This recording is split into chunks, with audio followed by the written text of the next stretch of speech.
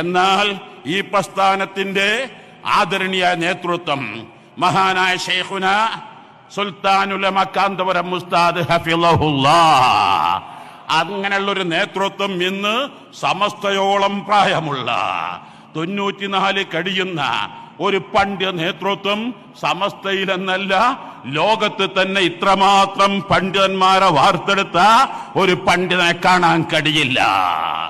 ആ സമസ്തകളുടെ ജമിയത്തുൽ ഉലമായിൽ ഇത്രമാത്രം 52 വർഷത്തോളം സെക്രട്ടറി സ്ഥാനത്ത് നിന്ന മറ്റൊരു പണ്ഡിതനും ഇന്ന് ലോകത്ത് ജീവിച്ചിരിപ്പില്ല. ആ പണ്ഡിതൻ ഒരു കാര്യം പറഞ്ഞാൽ ഇവിടെ ആരും രണ്ടഭിപ്രായം മറിച്ചു പറയുകയില്ല. ആ പണ്ഡിതന്റെ അഭിപ്രായം മഹാനായ ശൈഖുനാ സുൽത്താൻ കാന്തപുരം ഉസ്താദിന്റെ ഓരോ വാക്കുകളും ഞങ്ങൾക്ക് അന്തിമമാണ്, ഞങ്ങൾക്ക് അവസാന വാക്കാണ്.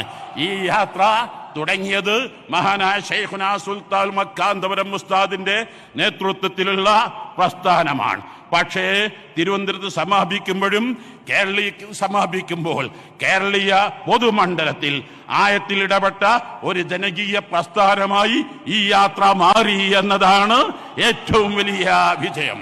ഈ യാത്ര മനുഷ്യർക്കൊപ്പമെന്നത് കേവലം ഒരു അലങ്കാരിക പദമല്ല, ആളുകളെ വിളിച്ചുകൂട്ടാൻ പബ്ലിസിറ്റിക്കല്ല. പലപ്പോഴും റിയാലിറ്റി ഉണ്ടാവാറില്ല.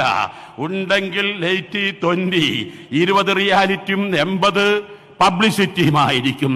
ഇവിടെ 100-ൽ 100 പബ്ലിസിറ്റി ഇല്ലാതെ 100-ൽ 100 റിയാലിറ്റി മാത്രമാണ് ഈ പ്രസ്ഥാനത്തിന്.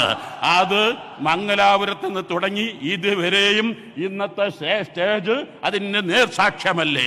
ഇത്രയും രാഷ്ട്രീയ കക്ഷികൾ ഒരേ സ്റ്റേജിൽ നിലനിന്നത് നിങ്ങൾ കണ്ടിട്ടുണ്ടോ?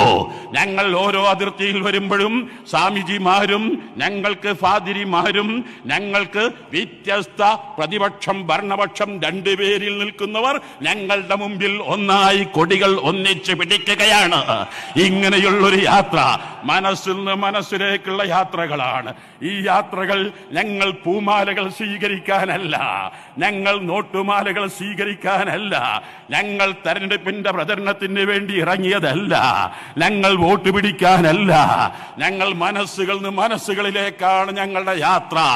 നിങ്ങൾ മനസ്സിലാക്കണം, ഞങ്ങൾ കുറേ സ്വീകരണങ്ങൾ ഞങ്ങൾക്ക് ഏർപ്പെടുത്താമായിരുന്നു.